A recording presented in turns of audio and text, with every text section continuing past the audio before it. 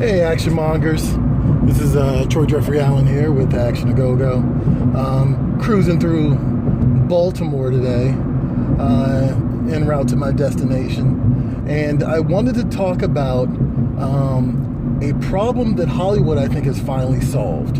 And it's in relation to two movies that came out fairly recently, which are Hotel Artemis and Ocean's 8. So, all right, well, first of all, let me just point out that this is my second attempt at recording this. So, yes, both of these movies have been out for about 2 weeks now. I tried to record, I recorded a version of this like about 2 weeks ago, and I've had a series of personal setbacks since then. Really just, not even that personal, I guess, but like just car issues. So I never really quite got around to re-recording this, but now we're here. So yes, this commentary, this review, this reaction is late, but I still think it's actually got some legs because it speaks to something that Hollywood has been struggling with for the last few years. So okay, when I say the Marvel problem, let me just point out first of all, I'm a huge fan of the Marvel Studios brand. I'm a huge fan of their storytelling strategy, and for the most part, I have not only liked but loved a sizable chunk of their movies. I don't think they're all great, and I think that, like, you know, some of them suffer the same problems as the Marvel Comics suffer when it comes to crossovers, because essentially these movies are like, you know, a series of crossovers. You know, and so there's some storytelling problems that you run into, and I think they also kind of are finally, I think fairly recently, kind of running into the problem that superhero movies have always ran into, which is that, like, ultimately the actors are going to get tired of doing this. And I think that's starting to ring true a little bit, and contractual obligations kind of like, you know, peter out and like all this other stuff. And so it's kind of hard to maintain a expanded universe sometimes when when these things shift, you know, and they affect the performers or the budget or whatever. Regardless, Marvel has clearly been very successful at this, and it looks like Avengers Infinity War is just another in a series of examples of how they have been successful about this.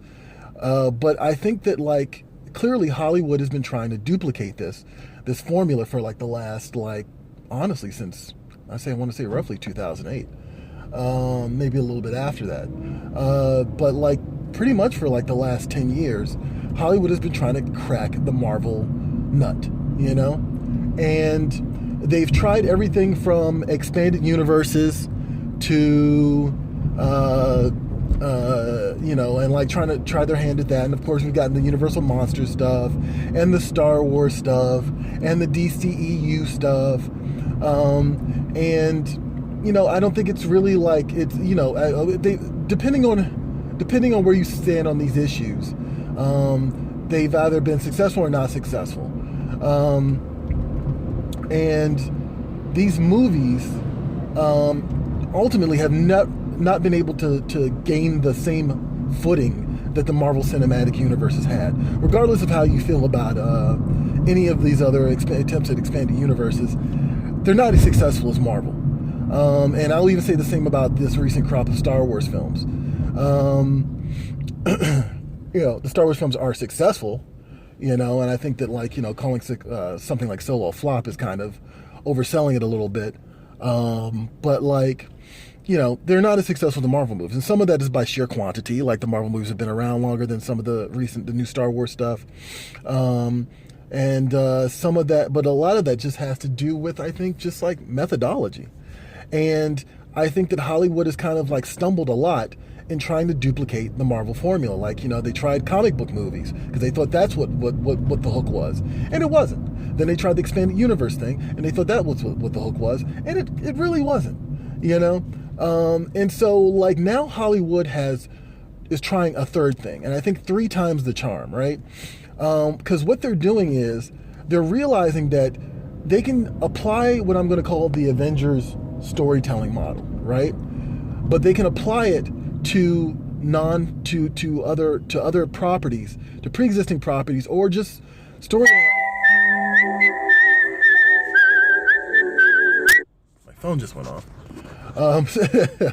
and storylines that already exist, or at least are in like some sort of like what do you call it, like some sort of developmental limbo. And what I mean by that is you can't, while you can you can waste resources and money trying to try to build an expanded universe and invest people in these characters over the course of multiple movies so that they can all team up and you can have a big budget affair. Or what you can do is, instead of trying to build up a bank of trust in hopes that it'll work, what you can do is you can build up a bank of trust based off of the careers of already established talent. And that's where Ocean's 8 and Hotel Artemis comes in. Because what you're essentially getting with both of these movies is a soft version of the Avengers. And it can work. And the reason I say that is, no, you're not going to be able to, you're not building off of characters necessarily, but you are building off of faces and name recognition and performers that you love and trust. And Ocean's 8, I think, is the best example of the two, but I would also say the Hotel Artemis is a pretty strong example of this as well. And also, I'll also point out that Now You See Me had success with this as well. The idea that, you don't have to build off of, an expanded universe, not necessarily, because I guess technically Ocean's 8 would be kind of an expanded universe, but not in such a aggressive way that I think the Universal Monsters or the Star Wars stuff is. But you can build off of the audience's familiarity with an actress or a performer, and you can figure out a way to do that through various demographics. And so with Ocean's 8, and I will talk about the movie a little bit and what's good about them and some of the issues I had with them. But with Ocean's 8, what you're getting essentially is a A-list actress from I'd say roughly about about maybe 10 years ago, and Sandra Bullock, as well as the same thing with Cate Blanchett. These are A-list actresses who stars haven't sunk, but they don't, they just don't do a lot of high budget stuff anymore. But at the same time, you're familiar with them, you like them, you love them, and on top of that, you pull in someone who's got name recognition from television, like Mindy Kaling. And she's got Falling from the Office and also her TV show, and people like her, they love her, and then you pull in various other personalities, people from YouTube. There's an actress in this movie whose name I'm blanking on completely right now, but she's another one that's she's famous on YouTube, but she also is a supporting character in this film. And then you also look into trying to drill down and get the ethnicity card, for lack of a better term, by pulling in someone like Rihanna, and so you're checking all these boxes and all these faces and all these people that the audience is familiar with, and you sell them on the idea of them assembling, basically pulling in Avengers in one big movie. And so that's the idea here. And it's the same thing with Hotel Artemis. Hotel Artemis did the exact same thing. Now, the actors in Hotel Artemis, with the exception of Jodie Foster, who I would largely have been considered an A-list actress, I think in the early 90s. They're not all A-list actresses, A-list performers, but they are all performers that performers that you're familiar with, and in a lot of cases, people that you associate with having a lot of charisma and you enjoy watching on screen.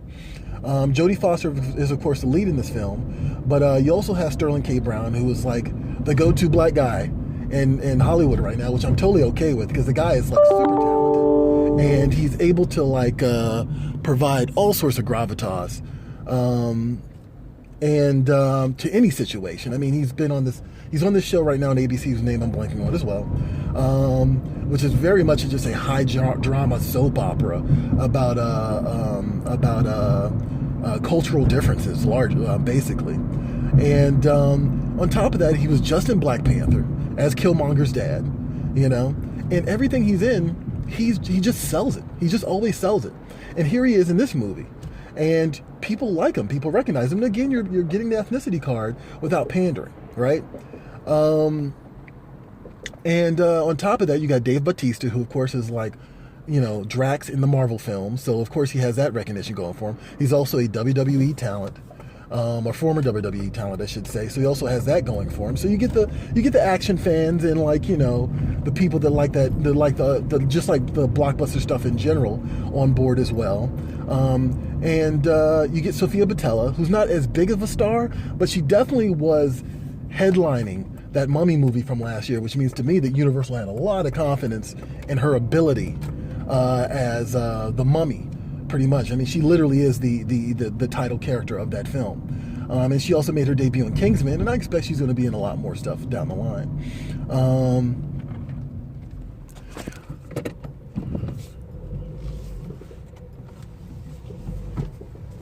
Sorry, had to do a little three-point turn action.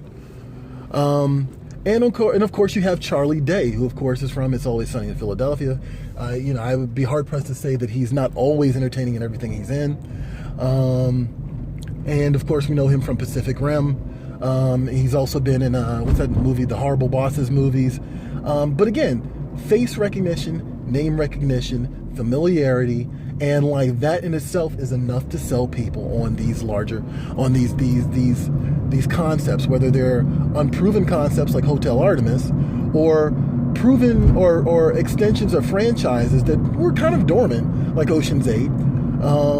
And also, like I pointed out earlier, Now You See Me. And there's been a few more examples of this in recent time. But I think Hollywood has finally figured out that that is the thing that they can duplicate successfully from Marvel, which is like the assembling. You know, and you don't have to do it over the course of multiple movies. You can just do it in one film. You get your shot. You don't have to spend a shit ton of money on these projects like you would with an expanded universe concept. And, you know, there's room for success here. And we've seen Ocean's 8 was pretty successful.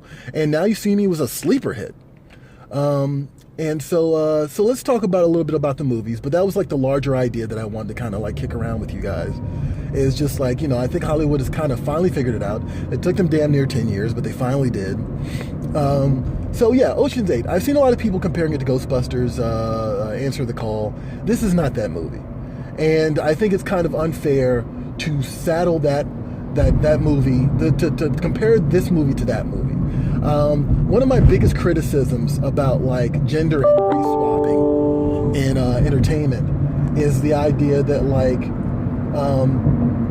you could take a franchise and completely replace, like just completely eradicate the previous entries in the series and then put an all-female cast or an all-African-American cast or an all, like, you know, Hispanic cast, all Asian, whatever, you know? This is a problem that we've seen in movies, of course. We've seen this in comic books as well. But, like, and I think the problem with that is, like, you don't need to shovel dirt on the previous versions of this. And I think the best example of this is what I call the Michael B. Jordan effect, right? Which is that you have two Michael B. Jordan stories here, right? You have the Creed movie, which is getting a sequel this year, and then you have the Fantastic Four movie, right? And in one film, Michael B. Jordan, in Creed, Michael B. Jordan is taking over the franchise from Sylvester Stallone and extending it. And they're not sweeping the previous entries under the rug. They're not calling him Rocky. What they're doing is they're building off of a legacy. And I think that's incredibly important. Like, they're building off of a concept, and they're building off of storylines within the movie. So what you're getting is, you're getting new fans, and you're getting old fans. And it's a recipe for success.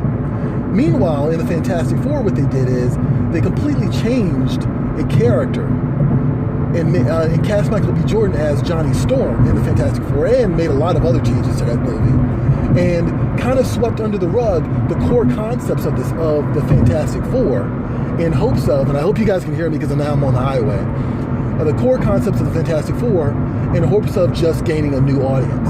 And the old audience kind of like, pretty much like, just like ignored it.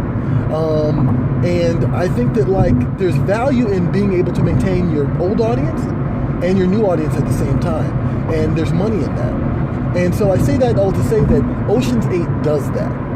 Ocean's 8 says, did you like the Ocean's movies? Okay. We're not getting rid of any of those films. What we're doing is we're telling a story about one of the characters' family members who also happens to be a con artist. And she happens to be a woman. But that's honestly not a huge part of the film. Like, there's some nods to, like, the idea that this franchise is being taken over by a female cast, and they're all funny. Like, when they mention these things in the movie itself, like, it's not heavy-handed.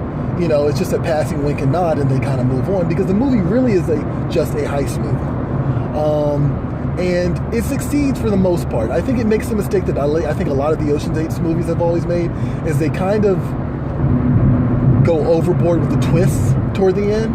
But ultimately what you have is a very solid, very crafty, expertly executed heist movie. And the cast all delivers.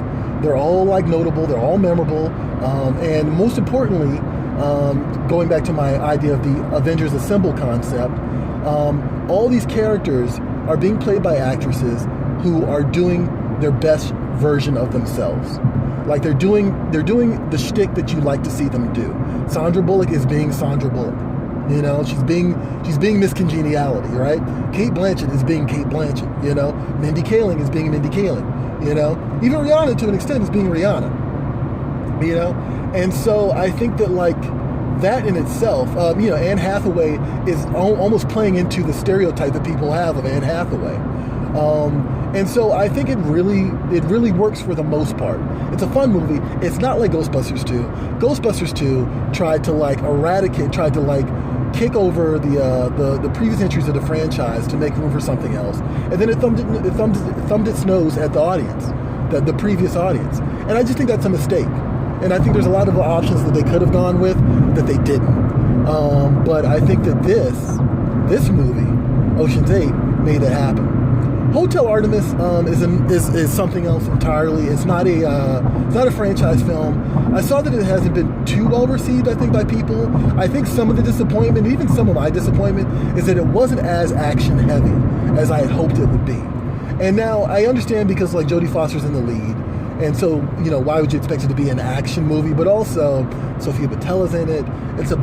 It's essentially about a hotel that is kind of like a refuge for assassins. And the best way I can explain it to you is, if you've seen John Wick, and you've seen stuff about if you looked at John Wick, and to me, the stuff involving the Continental was probably the most interesting thing about John Wick. It's basically the Continental as a concept for an entire movie. And I think it's doubly ironic because there's going to be a John Wick TV show about the Continental coming up soon, I believe. But Hotel Artemis beat him to it, and I think it's a very great concept. It's written and directed by a guy named Drew Pearce. Drew Pearce wrote Iron Man 3. He also wrote Hail to the King, which was like a short film, one of those Marvel shorts, going back to Marvel. One of those Marvel shorts that they used to do for their Blu-rays.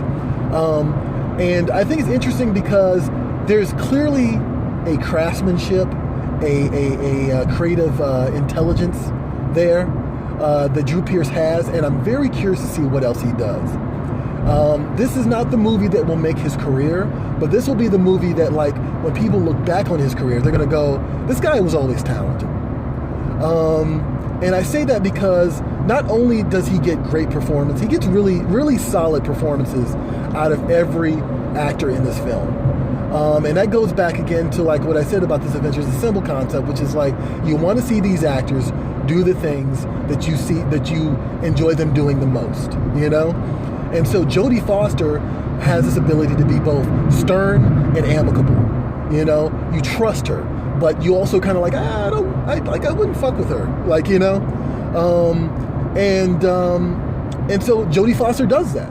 Charlie Day is kind of like this over-the-top caricature, and that's kind of what Charlie Day is known for, Sofia Boutella is like this steely, lethal, femme fatale character, and that's what she's known for. Dave Bautista is like this, this brute who is disarmingly funny. And again, I mentioned Sterling K. Brown before. He just brings gravitas to every situation. On top of that, Jeff Goldblum is in the film. And what's interesting about this is as much as I enjoy Jeff Goldblum playing up as Jeff Goldblum's shtick, Jeff Goldblum is an actor. And I think that's something that maybe the last few movies I've seen him in, I haven't seen the new Jurassic World yet, it comes out this week, but the last few movies I've seen him in, he's been playing up his Jeff Goldblum shtick, the internet's idea of what Jeff Goldblum is. But in Hotel Artemis, Jeff Goldblum is good with being an actor. And honestly, that's what makes Jeff Goldblum Jeff Goldblum. Like, you like him as Jeff Goldblum performing. Like, you know, but not playing up some caricature of what the internet wants Jeff Goldblum to be. And he's great in it. I forget the guy who plays Spock is in the movie. I can't remember his name either. He's a little scenery chewy, but also he's not bad. Zachary Quinto, there you go. And it's a solid movie. It's light on action, and I think a lot of that was because of budgetary restraints, which is very unfortunate. It's a great concept. I think the problem is that it gets a little muddled. Again, just like Ocean's 8, it gets a little muddled towards the end as the character motivations start to intertwine as we build towards a climax. And the climax is just okay, you know? But at the same time, like, I think that this is the movie that, like, you know, this is the movie where I have to say you need to watch Drew Pearce, because whatever he does subsequently is going to be really cool. And, you know, I don't think that we really got a chance to see him shine in Iron Man 3 because Marvel essentially hired Shane Black to come in and not only write, but also direct. And when you hire Shane Black, you want Shane Black to do Shane Black things. Like, Shane Black, of course, wrote Lethal Weapon, he wrote Last Boy Scout, he wrote Kiss Kiss Bang Bang, The Long Kiss Goodnight, Lethal Weapon 2. Like, he has a very trademark style. And so that's what you pay for. And so the Drew Pearce's contributions aren't as apparent, but we get to see Drew Pearce as a fully formed. We'll get to see. No, I wouldn't say fully formed because I still think there's more that we have to see from him. But we get to see Drew Pearce with the key, like, you know, he's got the keys to the car this time, and I think it's very fascinating. I think he's a talent to watch, and for that reason alone, if you're fascinated by up and comers, you know, which is kind of what Action A Go-Go, one of the goals of Action A Go-Go is to kind of put you onto, you know, these talents that are kind of like budding in the action genre, then this is a movie to watch. You know, I wouldn't say it's something you need to run to the theater to watch, but if it's, you know, on Showtime, HBO, or you want to rent it, it's a good rental. You know, it's a good Friday night rental. And so, yeah, there you go. Like, that's my unfortunate hot take, because I hate hot takes. I hate reaction videos. But that's my 2 cents, I guess I should say, about Hotel Artemis and Ocean's 8. Two movies that are not at all the same, but carry the distinction of maybe Hollywood has finally figured it out. I'll catch you guys later.